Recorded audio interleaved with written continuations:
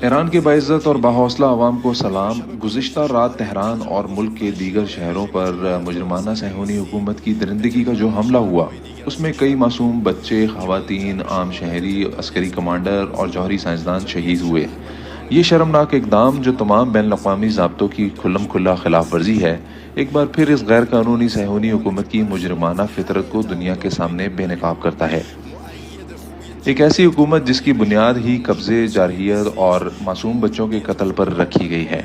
گزشتہ رات کا حملہ اس حقیقت کو دنیا بھر کے سامنے لے آیا ہے، جسے اسلامی جمہوریہ ایران برسوں سے دہراتا آیا ہے کہ جارحیت اور ظلم اس صہیونی حکومت کی فطرت میں شامل ہے۔ یقیناً ایرانی قوم اور اس کے ذمہ داران اس جرم کے سامنے خاموش نہیں بیٹھیں گے۔ اسلامی جمہوریہ ایران کا جائز، بھرپور اور طاقتور رد عمل دشمن کو اپنی احمقانہ حرکت پر پچھتانے پر مجبور کرے گا، جیسا کہ ہمارے عظیم امام نے فرمایا تھا، جب کسی کمانڈر کے ہاتھ سے پرچم گرتا ہے تو ایک دوسرا قابل کمانڈر اسے اٹھا کر میدان میں اترتا ہے۔ جیسے اسلامی جمہوریہ ایران نے ہمیشہ خطے اور دنیا میں امن اور استحکام کے لیے اپنی تمام تر کوششیں وقف کیں اور سنجیدہ، دیرپا اور اعتماد سازی پر مبنی مذاکرات کے لیے اپنی آمادگی ثابت کی، اسی طرح ہر جارحیت کا فیصلہ کن جواب دے گا اور اپنے قومی وقار اور سرحدی سالمیت کے دفاع میں کوئی کمی نہیں آنے دے گا۔